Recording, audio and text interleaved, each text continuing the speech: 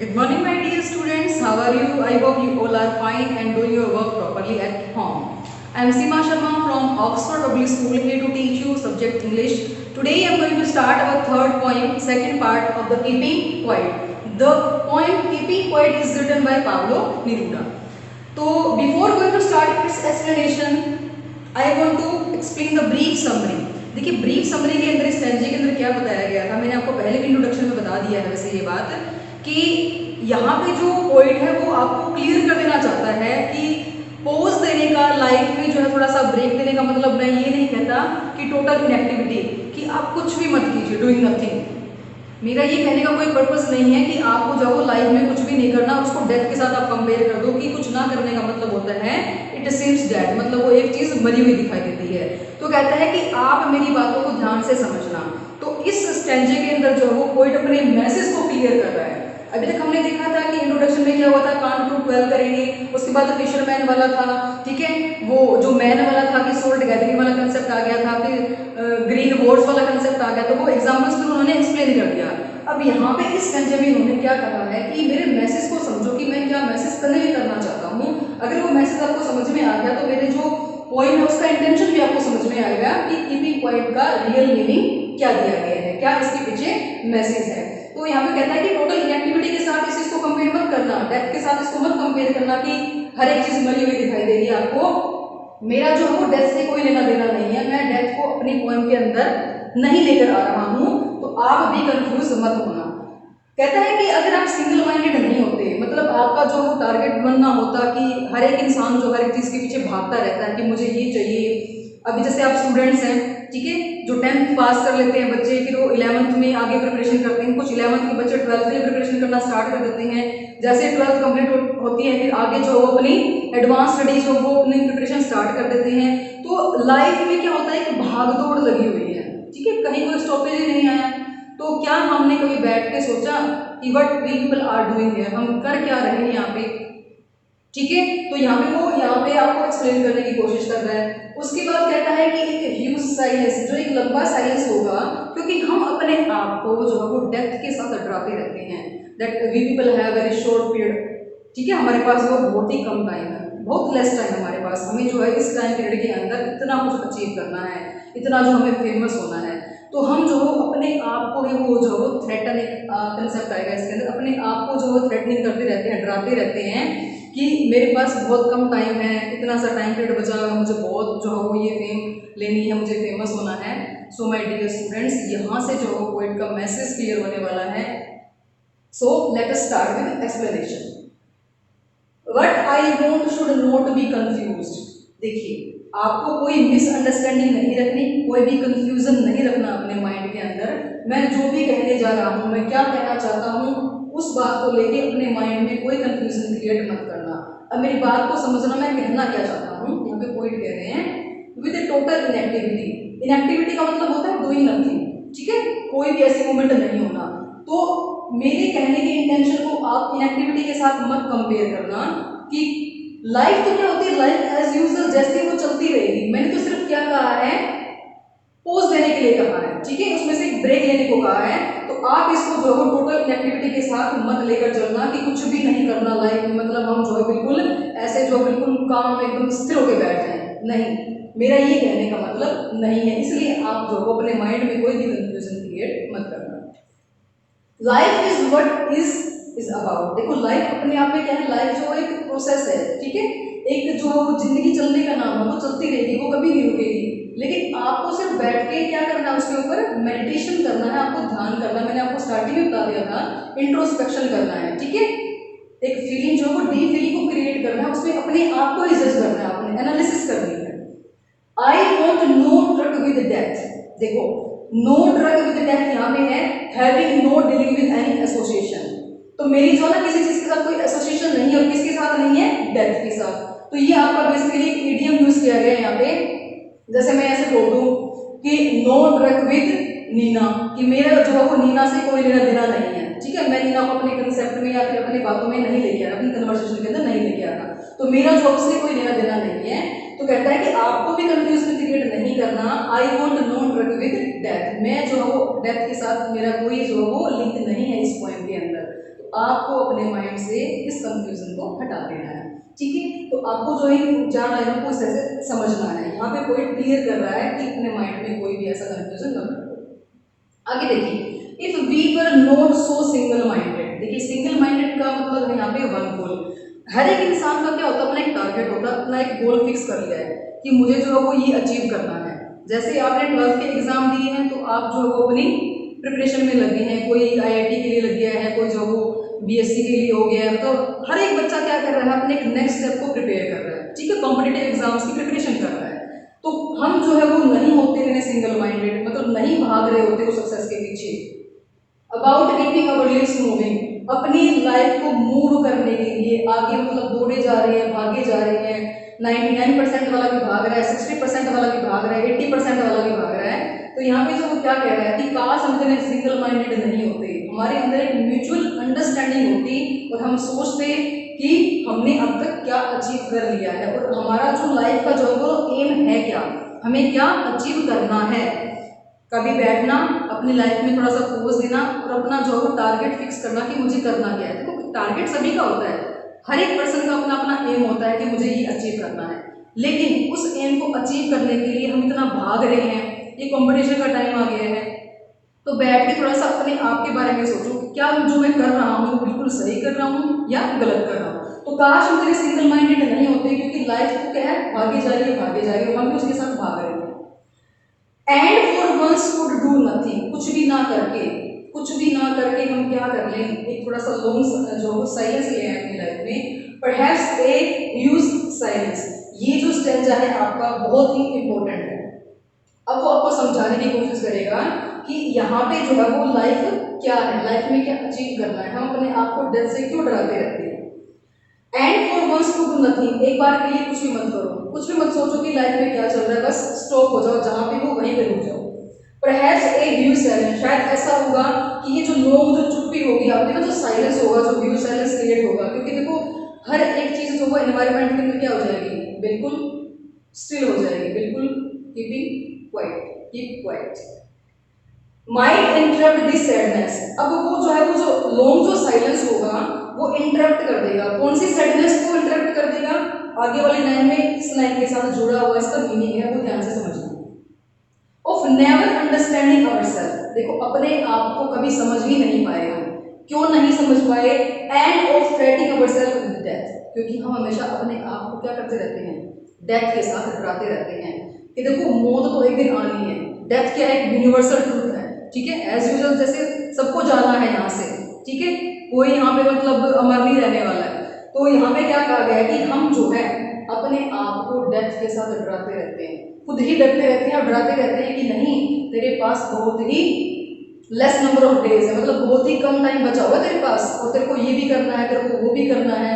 हमारी एक्सपेक्टेशंस क्या है, बहुत ज़्यादा है, लेकिन उसको अचीव करने के जो सोर्सेज है ना वो हमारे कम रह जाते हैं।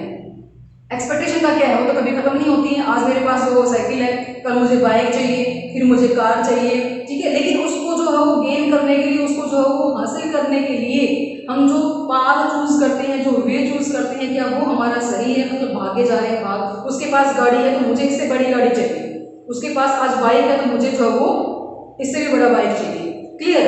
तो यहाँ पे जो है वो क्या होगा कि हम जो है वो डेप्थ के साथ अपने आप को ना डराएं, तो शायद एक जो ह्यूज साइलेंस आ जाएगा, एक जो है वो लॉन्ग साइलेंस आ जाएगा हमारी लाइफ में, तो हो सकता है कि हम अपने आप को पहचान पाए। ठीक है, so we can identify ourselves, हम अपने आप को पहचान सकते हैं। थोड़ा सा पोज लेंगे लाइफ के अंदर, तो ये हमारे बेनिफिट के लिए होगा कि हम रियल के अंदर क्या है।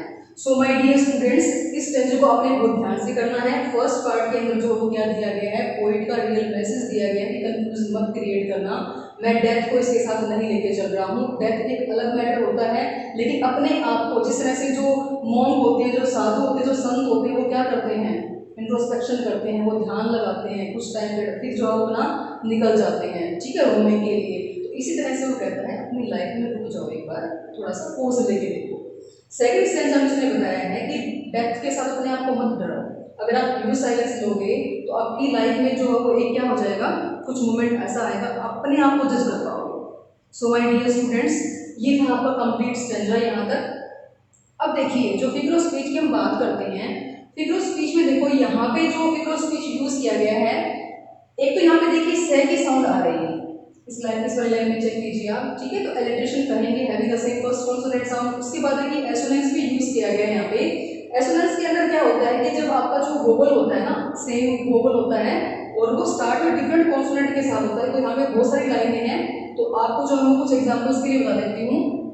यहाँ पे देखिए ओ साउंड है, मोस्ट प्रोमिनेंट साउंड है O sound, but start with different consonant, ठीक है। इस तरह से आप पूरा स्ट्रक्चर को रीड कीजिए और आपको फाइंड आउट करना है कि किस किस लाइन के अंदर जो एसोनेंस भी यूज किया गया है। एसोनेंस का मीनिंग आपको समझ में आ गया है, इलेक्ट्रिशियन का मीनिंग आपको समझ में आ गया है। This is the last stanza of third poem that is keeping quiet. देखिए लास्ट स्टैंजे में जो क्या दिया गया, ओवरऑल कंक्लूजन दिया गया है, मैसेज दिया गया है। इससे पहले हमने स्टैंजे में क्या देखा था कि हम जो अपने आप को जो थ्रेटन में रखते हैं, अपने आप को जो वो डराते रहते हैं कि जो है वो डेथ आएगी, मतलब डेथ जो है यूनिवर्सल ट्रूथ है, हमारे पास बहुत कम टाइम है। तो यहाँ पे जो पोएट ने कहा था कि अपने आप को कंफ्यूज मत करना, ठीक है, अपने आप को कंफ्यूज मत करना टोटल इनएक्टिविटी के साथ। तो उसके बाद उसने कहा कि अगर आपको प्रॉब्लम होती है कि आप नहीं सीख सकते कि क्वाइट इंट्रोस्पेक्शन का मीनिंग क्या होता है, तो सबसे बड़ा एग्जांपल आपके सामने है ये हमारा प्लेनेट जिसके ऊपर आप रह रहे हैं, हमारी अर्थ। ये जो अर्थ है, ये जो नेचर जो इसके अंदर जो बैलेंस के अंदर दिखाया गया है, इससे आप सबसे बड़ा जो लेसन लर्न कर सकते हैं कि किस तरह से जो वो डायनासोर भी है जो वो 65 मिलियन ईयर अगो जो वो इस धरती से चले गए थे। ऐसा लग रहा था कि मान लो जो हमारी जो ये जो प्लेनेट है ये टोटली क्या हो चुका है, खत्म हो चुका है, लेकिन दोबारा से धरती का जो क्या है, हमारे जो प्लेनेट का क्या हुआ था, रीबर्थ हुआ था और दोबारा से जो चीजें थी वो सीक्वेंस में आनी स्टार्ट हो गई थी। तो देखिए जब नेचर अपने आप को जो है वो एक पोज दे सकता है और दोबारा से जो वो एक रिफ्रेश होकर जो है अपनी दोबारा से जर्नी स्टार्ट कर सकता है, तो ह्यूमन बीइंग क्यों नहीं कर सकता। तो सबसे बड़ा एग्जांपल हमारे सामने है हमारा planet. So let us start with our last stanza. Perhaps the earth can teach us. देखिए अगर आपको प्रॉब्लम होती है, अगर आप नहीं सीख पा रहे हैं, तो सबसे बड़ा आपके सामने लाइव एग्जांपल है कि जो अर्थ है, ये जो प्लेनेट है जिसके आप ऊपर रह रहे हैं, आप सीख सकते हैं। आपके सामने सबसे बड़ा एग्जांपल जो वो सेट हो सकता है ये। As when everything seems dead.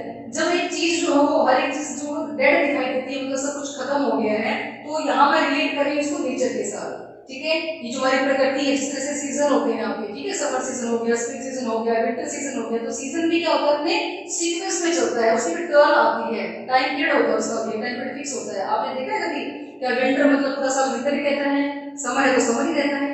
नहीं, ऐसा नहीं होता। तो ये जो है हमारा जो नेचर से भी हमें सीख लेना चाहिए कि किस तरह से अपने आप को बैलेंस में रखता है। मैंने आपको एग्जांपल दिया जिस तरह से डायनासोर थे वो क्या हो गए थे, एक्सटिंक्ट हो गए थे हमारी जो प्लेनेट से, लेकिन दोबारा से जो अर्थ का क्या हुआ, रीबर्थ हुआ and later proves to be alive. देखो हर एक चीज जो किस स्टेट में दिखाई दे रही, मतलब सब कुछ खत्म हो गया, डेड स्टेट के अंदर चली गई थी, लेकिन कुछ देर बाद, लेटर का मतलब होता है डेथ कम्स आफ्टर, लेकिन बाद में जो वो क्या हो गई, प्रूव्स टू बी अलाइव, मतलब दोबारा से अपनी लिविंग स्टेट के अंदर आ गई। तो ये सबसे बड़ा एग्जांपल है अपनी लाइफ में हमें चीजों को सीखने का, लर्निंग के लिए। Now I will count up to 12। जब हमारी पोएम जब स्टार्ट हुई थी तो पोएम ने ओपनिंग लाइन के अंदर यही कहा था कि now I will count up to 12। हम जो है अब दोबारा से जो है वो अब क्या करेंगे, 12 तक काउंट करेंगे। And you keep quiet and I will go. अब आई विल गो का मतलब ये नहीं कि मेरी डेथ हो जाएगी, मैं इस जो वो धरती से चला जाऊंगा और आप जो 12 तक काउंट करते रहना, नहीं।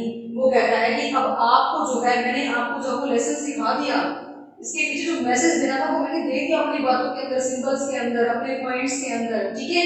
अब आपको जो क्या करना है, इसको रियलाइज करना है, इसको समझना है, 12 तक आपको काउंट करना है। मैं जा रहा हूँ और अपने इस मैसेज को आगे स्प्रेड करता हूँ, मतलब यहाँ वाला मेरा पार्ट जो खत्म हो गया है, मैं आगे जाऊंगा, एक चेन सिस्टम बनाने जा रहा हूँ, आगे वाले लोगों को ये जो मैसेज है वो क्या करूंगा, मैं फॉरवर्ड करूंगा। मेरा यहाँ तक का काम जो क्या हो गया है, फिनिश हो गया है। अब आप जो है वो अपने आप को रियलाइज करना, सेल्फ एनालिसिस करना, ठीक है, इंट्रोस्पेक्शन को समझना कि क्या होता है, 12 तक काउंट करना, और मैं अपना मैसेज आगे बढ़ाने के लिए जा रहा हूँ। अब देखिए ये थी हमारी कीपिंग क्वाइट थर्ड पॉइंट। अब इसके अंदर जो है कुछ इंपॉर्टेंट पॉइंट्स आए हैं, इसको मैं पोएटिक डिवाइस की टर्म में भी कह सकती हूँ और की पॉइंट्स की टर्म में कह सकती हूँ। इसके अंदर ना सिंबल्स यूज किए गए हैं, तो वेरी इंपॉर्टेंट सिंबल क्या था, एक तो हमारा ब्रदर, ठीक है, जो हमारे स्टंजे के रहा था कि जो सिंबल ऑफ मैनकाइंड दिखाया गया कि ब्रदरहुड की फीलिंग होनी चाहिए कि हम सभी के सभी जो गेट टुगेदर हो जाएं, ठीक है। उसके बाद जो 12 जो वो नंबर को रिप्रेजेंट कर रहा सिंबल जो है वो यूज किए गए हैं। उसके बाद आयरनी भी है इसके अंदर। आयरनी में क्या होता है कि जो चीजें अपोजिट होती हैं, दिया तो जाता है लेकिन चीजें उसकी हटके हो जाती है, अपोजिट हो जाती है। जैसे ग्रीन वॉर्स, लेकिन इसका मतलब क्या था, वॉर अगेंस्ट एनवायरनमेंट, मतलब एनवायरनमेंट के अगेंस्ट वो क्या कर दिए हैं, अपने वॉर जो है छेड़ दिया है। वॉर्स विद फायर, मतलब पॉइजनस गैसेस के साथ बात कर रहे हैं। Wars with gases, poisonous gases होता है। वॉर विद फायर मतलब आप बॉम्ब वगैरह जो अटैक करते हैं कंट्री, तो आयरन यहाँ पे यूज किया गया है।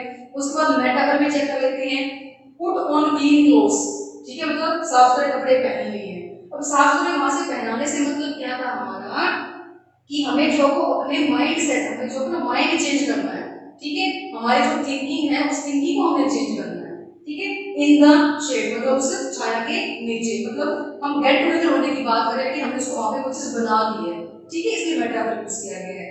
अब रिपीटेशन भी आ गया है, लेट्स के अंदर ये रिपीटेशन भी हो गया, लेकिन यहाँ पे एक वेरी इंपॉर्टेंट जो फिगर स्पीच बन के आती है, दैट इज एनाफोरा। एनाफोरा में क्या होता है, जब टू और मोर कंसेक्यूटिव लाइंस होती हैं वो सेम वर्ड्स के साथ, मतलब उसकी जो ओपनिंग होती है, जो फर्स्ट वर्ड होता है वो सेम रहता है। जैसे लेटस, ठीक है, हमारा जो स्टार्टिंग के ओपनिंग के अंदर आया हुआ था वो रिपीटेशन भी है, साथ साथ में एनाफोरा भी है। एनाफोरा में क्या होता है, टू और more consecutive lines start with the same word के साथ वो स्टार्ट होती है, तो वहां पे हम एनाफोरा भी कहते हैं।